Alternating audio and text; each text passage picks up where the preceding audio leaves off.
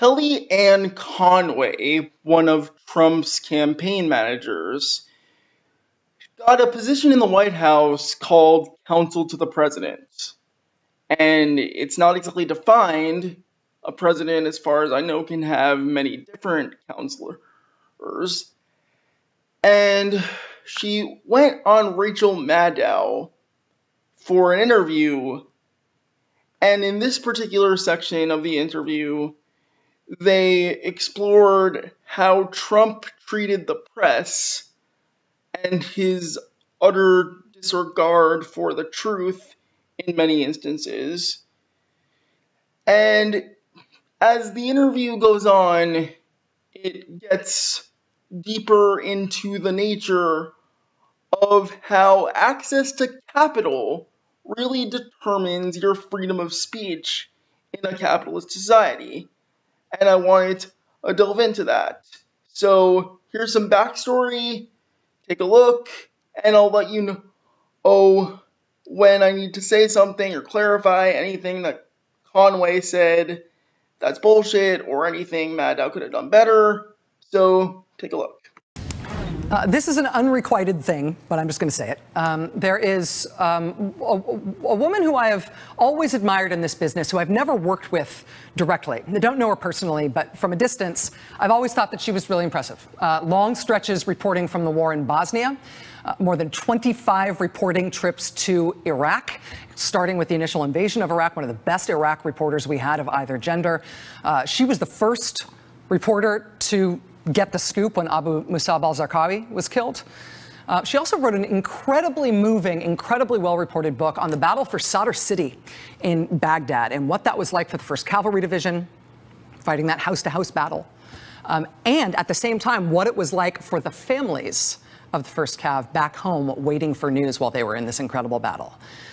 She's also the only American reporter to have reported from a combat mission in an F-15 over Afghanistan. She's operating at a totally different level of this business than I am. I've never worked with her. But I've always admired her. She's really been through it. Kellyanne Conway is our guest right now for the interview. Kellyanne, I'm raising this issue right now because here is how your boss has been talking about her in public. How about when a major anchor who hosted a debate started crying when she realized that we won? How about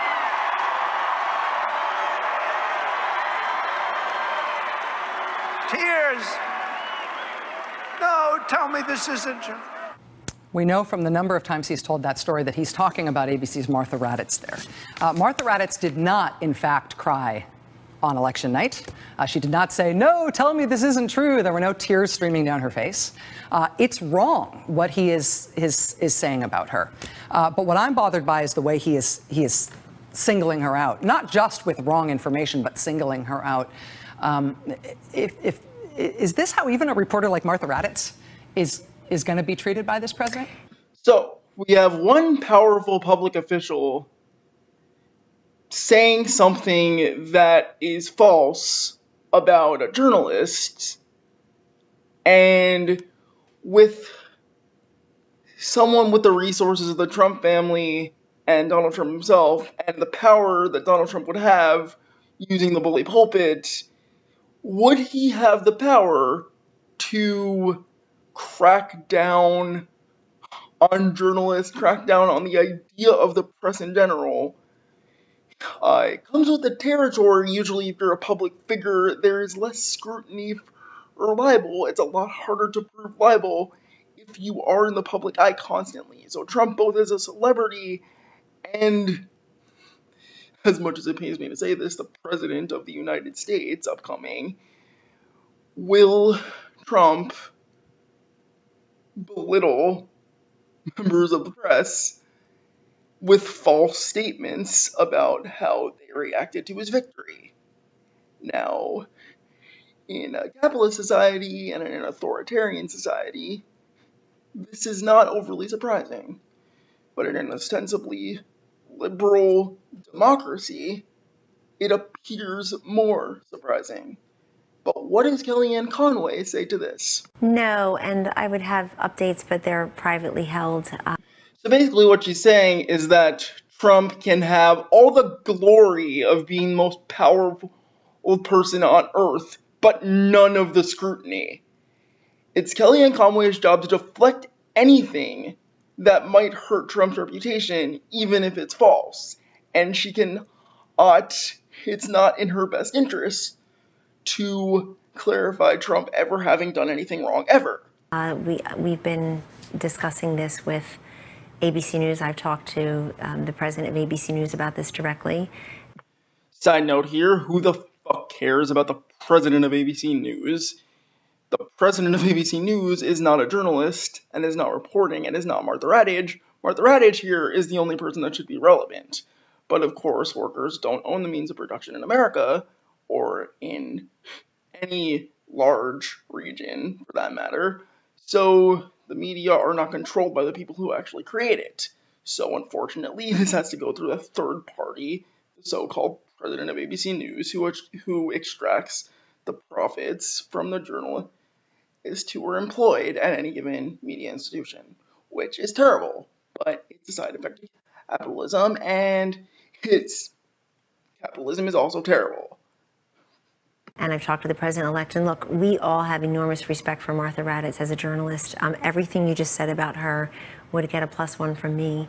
And we do have enormous respect for her and her colleagues at ABC News. I think anybody who watches just this past week, the job she did sitting in for her colleague on This Week with George Stephanopoulos, it was a tour de force in how you interview people right, left, and center about issues you know something about. And here goes Conway purposely not addressing the issue of her boss harassing this reporter by distracting Maddow, or trying to distract Maddow, with how much she respects the journalist that her boss continually harassed based on false information.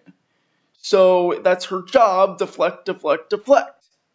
That's what she's paid to do. Well, she's among the best that we've got in this country. I completely agree with you. But I would like to broaden the conversation, if I may, out in terms of... Wait, are we going to get an apology from the president-elect on that? I mean, he's telling a story about her that is not true and telling it to great effect and having people jeer her. Will he correct this? That's a pretty good question, but the answer essentially boils down to those in power in this type of society don't need to correct their bullshit because it won't affect them. Trump has millions of people in crowds who don't care about the inconsistencies of what he's saying or whether what he's saying is true or false, or they just don't think that anything he could be saying is false because he's so powerful and confident. But as you're about to see, it doesn't matter to Conway whether Trump rectifies the situation. Well, so apologies like that are not made publicly necessarily, but the accusation was made publicly. So the accusation was made by a number of people, and one of whom is about to assume the position as the most powerful person on earth. So the fact that he made it is particularly important, and the fact that he made it publicly is particularly important. But I digress. And I'm just telling you, I've got an update to what you presented there, is all I'll say. And it would make you happy. And I'll do anything I can to avoid getting into specifics, because he maybe did, maybe he didn't apologize for in private. But I'll let the viewers believe what they want to believe, and I'll let his supporters believe what they want to believe, because it's better for my boss. So, but in terms of his relationship with the press, I mean, Rachel, I don't know how anybody can disagree with just the empirically provable fact that Donald Trump got more negative press coverage than anybody in modern political history. Also, quantifiably more press coverage than anybody in modern political history. Well, because people... Donald Trump used the capitalist media to his advantage to keep people talking about him and becoming the normal part, a normal part of American discourse in everyday life. In a capitalist society, you have a controlled opposition between someone who appears sympathetic to the struggles of the masses and someone who appears to be a paternalistic strongman leader. for the capitalist masses, because no one could possibly govern themselves and no one could possibly have control over their own social and political lives. That's what capitalism and its institutions would have you to believe, because there's no other conceivable way we're led to believe. And a capitalist media complex normalizes that, and it normalizes a presidential election in which two competing but ultimately similar ideologies, which lead ultimately to either a faster or a slower conclusion into the demise of the public, could be considered normal and acceptable. And his voters didn't know how to respond. They like Donald Trump, they like the confidence he projects, and they don't know any other way because they've been indoctrinated into capitalist culture, and so have many of his liberal opponents. They just wanted to stop Trump. They did not want to address the symptoms which led to his rise in the first place. Well, we're trying to prevent him from being the president. Oh, and he was a phenomenon. Well, he's a heck of a lot more interesting to cover, that's sure, than the alternative. No doubt people... You know what else might have been a very interesting phenomenon to cover? Socialist revolutionaries who want to overthrow the American empire and liberate the masses so as to lead a socialist democracy in which workers own the means of production and take control over their social, political, economic, and vocational lives.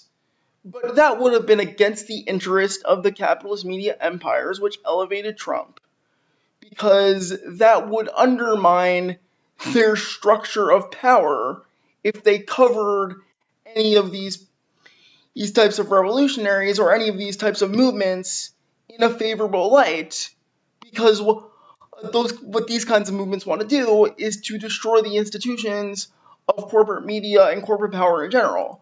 So instead, they'll just ignore those people and elevate the type of people who are interesting to watch, but who will elevate the capitalist narrative to say that these are the necessary options.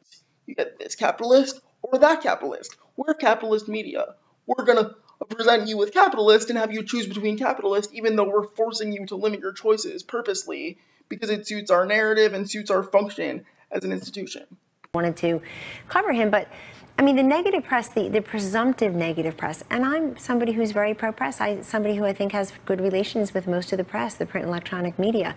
But if you're a capitalist, you are in favor of limiting the access to speech for people who have less capital than other people, and who therefore can't broaden and widen their message to as many people who have more resources as a result of this unequal distribution of power that is a natural consequence of the capitalist system. So if you're a capitalist, you are by nature against freedom of assembly, because freedom of assembly is reserved for people who have the resources to assemble and to make press messages and to distribute these messages in the first place. You can't do that if you don't have the resources to do that. And you won't have the resources to do that if you are not a corporate media powerhouse. it is frustrating oftentimes, if you're in Trump world, to not be able to get your message out, which is why he ended up taking it directly to the people. He had a message. His only consistent message was, I'm a good leader and I would like to be president. Anything else played to the sensibilities of his racist audience and his audience that was economically hurting but could only be convinced that relinquishing control over their economic fates under capitalism is the only answer, because that's the only life they know.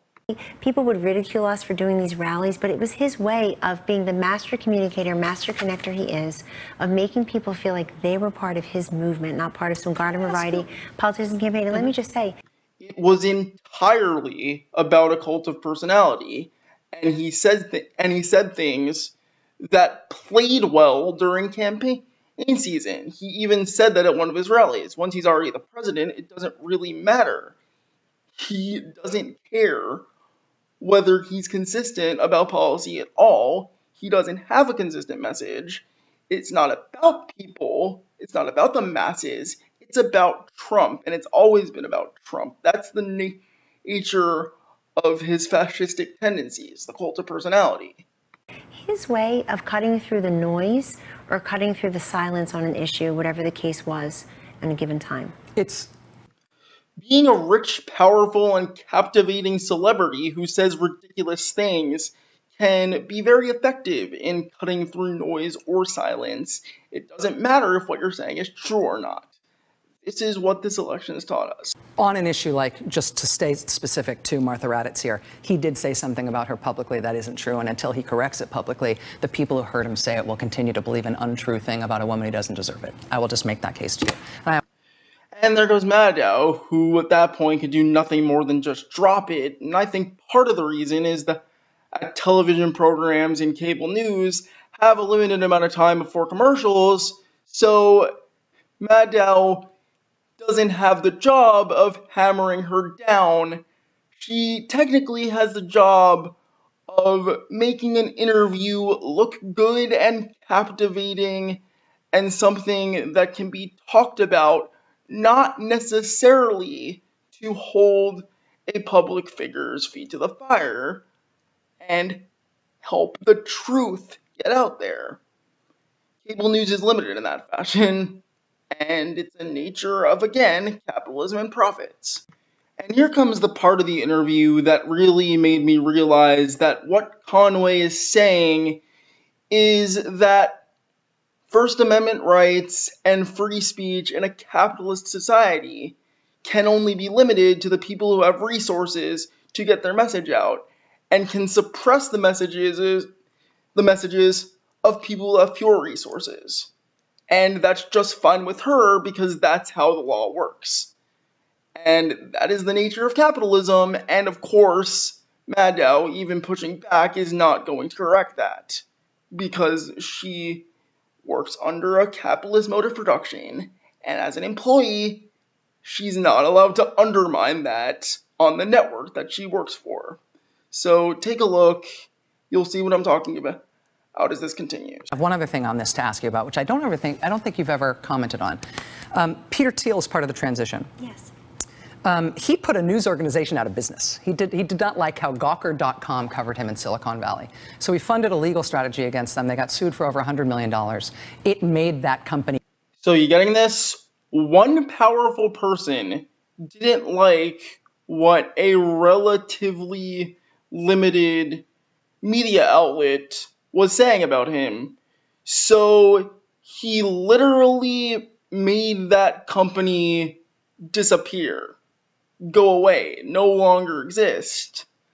And it was perfectly fine within the confines of free speech in a capitalist paradigm, because it wasn't technically the government that censored this outlet, but it was a powerful person whom the government is now working on behalf of, and who may literally have a role in determining government policy now. So we're getting dangerously close, even more, to the merger of corporation and state, even more blatantly, because especially since that Trump is a media celebrity, and now it's perfectly fine in capitalism to use affluent resources to make a media outlet go away. There is no framework to stop this. They no longer exist because Peter Thiel sued them out of existence. Which, to reiterate, can be done. You can suppress the freedom of speech of others in America and all over the world because capitalism. She's filed a $150 million lawsuit against a blogger. Is that going to continue after inauguration? Is the Trump family going to try to sue to bankrupt news outlets? Are the oligarchs of America with no middleman going to try to get a media outlet or any individual from a media outlet to stop publishing stories that do not favor them in a positive light, or just the fact that they don't like a story, or just the fact that they might not like a journalist, are the most powerful people in the world going to suppress speech, which they had the power to do under capitalism, and they'll have even more power to do as a presidential administration. Is that going to happen? That's not the goal here. The goal here is to tell the truth. Is that There is a much higher burden of proof for libel or slander if you are a public figure. And that makes sense because more people are going to be criticizing somebody who is a public figure than who is just an ordinary private citizen. So that's, again, skirting the issue. But it's Kellyanne Conway's job to skirt the issue, so she's just doing what she's paid to do. Collect $150 million from that guy? No, let's be fair here. First of all, let me go back to what you said about Peter Thiel. I don't want anybody to leave here misinformed or misled that somehow he sued a company out of business. He filed a lawsuit. The judge or the jury heard all of the evidence. Gawker didn't settle. They may have been Ask him why he did it. And he said he did it to put them But he out of business. succeeded, and he succeeded with apparently terrifying. an excellent lawyer who now has been hired by Mrs. Melania Trump, who also has been slandered and maligned, and she has a right to defend herself. Okay, now liberals, and even some conservatives who find Trump unflattering or couldn't vote for him or something, or who just find Kellyanne Conway annoying, are going to be shocked at her apologetics for a paradigm that makes it so that rich people can put less powerful media institutions out of business and stop them from speaking and strip them of resources because they themselves have the resources to suppress political dissent because they are connected to a political ruling class. But most people are not going to make the connection that the free speech paradigm under capitalism that allows this to happen, that is how the law works, that is connected to private property and ownership over the means of production, which allowed someone who have $150 million to leverage over somebody who was much less affluent and who had the power to control media narratives and to suppress media narratives that they don't like. Most people in the mainstream political discourse are not going to connect that this is a problem with capitalism itself and private control over the means of production. And the reality is that people should not have capital be the metric over which libel and slander are determined to be true, and people should not, of course, suppress speech if it's damaging to a less affluent minority who does not have the influences and the resources to defend themselves, whereas a powerful capitalist and someone with connections to the most powerful government in the world has all the power in the world to make that go away. Capitalism allows that. It is not just simply a matter of someone who's about to be the government suppressing speech.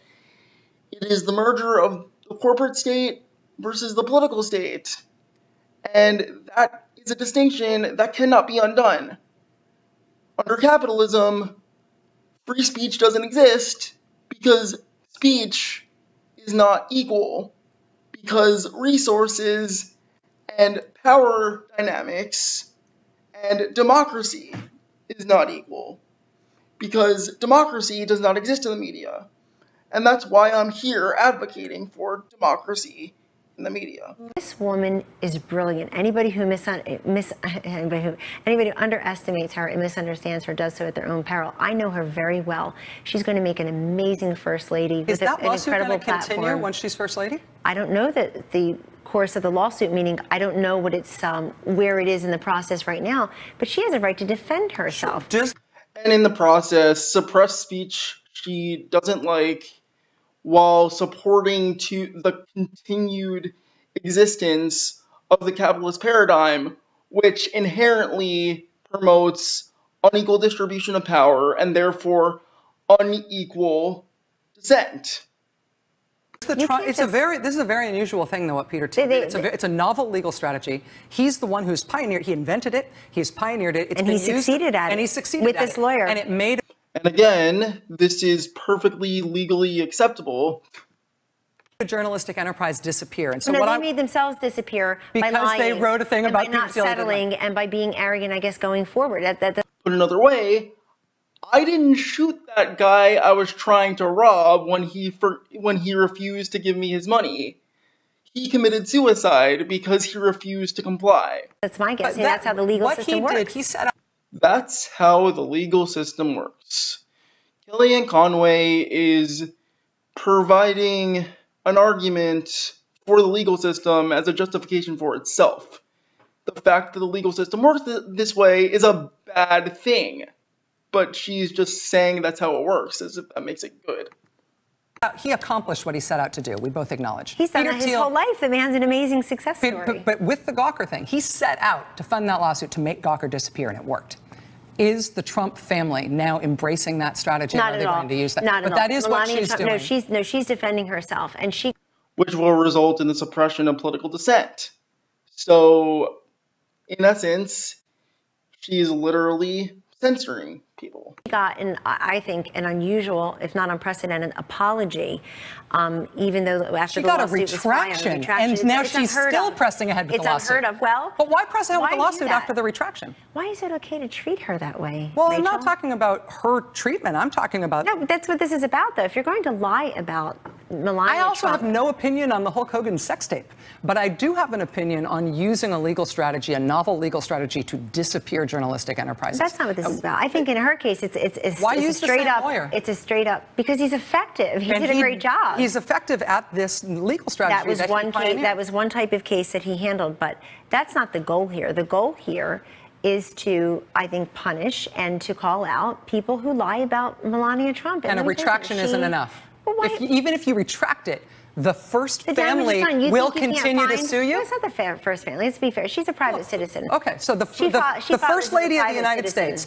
if you apologize, you get it wrong. You apologize and you retract it. You will continue to be sued, perhaps as an individual, for over $100 million.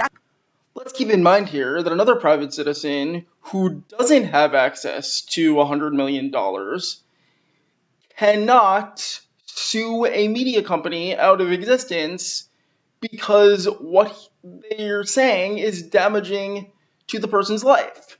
So it's an inherently unequal playing field here. Melania Trump has resources that give her a lawyer which can sue a company for $100 million out of business, so she's using it. Another citizen who doesn't have that kind of money would not be able to so-called punish a media outlet for doing something similar. Apology continue? Well, hold on, Rachel. Do you think an apology and a retraction undoes the damage? I think when Humpty Dumpty falls off the damn wall, you can't. You guys are endorsing this strategy. No, I didn't say that. I'm asking you a question. But you're defending Why is it okay? I'm not defending it. I'm defending her and her right to sue people who spread lies and vicious lies about her. Something she only has the right to claim because she's rich and powerful. If the Trump family believes, how about people just stop doing that? I've got a great novel strategy. How about you stop lying about Melania Trump? Every president, not only in the modern era, every president back to the beginning of newsprint has believed that the press has lied about them and has hated the press and has invaded against the press. I have never seen a first family. Never seen a president or his family members trying to put newspapers out of business through a novel legal strategy. Listen, and I want to know if the Gawker legal strategy. Not trying to do that. Even if they're not trying to do that, which I doubt, they're perfectly okay with it happening, which in itself is a problem. She's not trying to do that. That is not her lawsuit. Her lawsuit is suing someone, suing a publication that lied about her, and they. Normal people who are not insanely rich and have access to any resources they can don't get to do that. Are they going to do that to everybody? And they apologize. Well, are people going to stop lying about them? And she didn't file that lawsuit as the first lady. She filed the lawsuit as a private citizen. Will it continue when she's first lady? Are people going to continue to lie about her? Well, presumably presumably the first family will continue to believe that people are lying about them. All presidents do. Will the lawsuit? Oh my God, it doesn't even come close. Do you know what we were discussing 8 years ago around this time? Because not you and me necessarily, but you and me separately. Do you know what the country was discussing 8 years ago?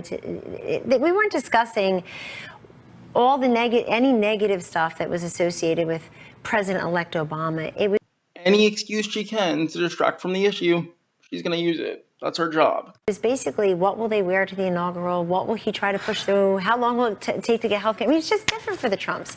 And you know it. But as a private citizen that's being lied about, I'm very proud of her. I'm proud of her as someone who admires her, who knows her, and I'm proud as a woman who gets sick and tired of watching other women torn down in the press, especially a public figure like that. I'm proud of her for pushing forward with that lawsuit. And she got a retraction. She got an apology. You're asking me, is it enough? Is the damage undone? Yes. The damage is undone. Her husband still gets to be president, and she still gets to be first lady. You think you can't pull up that story somewhere? I bet you could pull it up right now on your computer. So the damage is always there, and that's not fair to her. Are you glad that Gawker's gone? I haven't paid much attention to it. Am I glad that they're gone? If somebody lies about the first family, you see it as a lie, would you want that news enterprise to be gone? No. In punishment? No. The campaign and the Trump administration does, on the other hand, think it's perfectly okay for that to be the outcome. So does it really make a difference? Of course not. No. This conversation that we've just had will be taught in journalism classes over the next couple of years. Let me add a quick addendum, because I'm looking at the time. Let me add a quick addendum to that. I certainly don't want them gone, but I also want the legal process to take its regular course without interruption from anyone else. Which, in a capitalist framework, which naturally sides with property rights and the rights of people who have resources over the rights of people who don't, will be inherently oppressive and suppress political dissent. She's okay with that. She likes that. She wants that. If the lawsuit includes a judgment, if the verdict includes a judgment that puts said Gawker out of business because they did not settle or they did not protect their assets or they did, if that's the result, that may not have been the intention. That was the intention. The result. Peter In this case, was the intention. The man is brilliant. Kellyanne Conway. Thanks for having me. It's really nice to have you here. I hope you will continue to do this. And you told me last time we spoke that I'd get to speak with your candidate during the election. Now. It didn't happen, but you owe me one. He did want me to tell you, because I told him last week that I was coming on her show this week, and he said he was so happy. And then when I talked to him 2 days ago, he said, make sure you announce on her show that you're coming into the White House. He was very excited. I'm sure he's watching. Congratulations on your new gig. Thank you very much. Appreciate it. The very cordial ending of the interview really irritated me because this is treated just as one person who has one position and another person who disagrees, as opposed to the paradigm of, is there something wrong with the way society treats free speech and access to resources, and how media outlets are controlled, and how people who are more powerful have more of a way to suppress dissent against them? So, in my view, this really illustrates how conventional media outlets are not going to do the job of challenging authoritarian regimes like the incoming Trump administration might have the potential to be. So I'll be on watch. I'll interrupt every single time there will be something I need to say that does not fit the pre-approved narrative that's acceptable in current media frameworks. But until then, I'm Jeremy Einbinder for Democratize the Media. Watch out. It's our turn.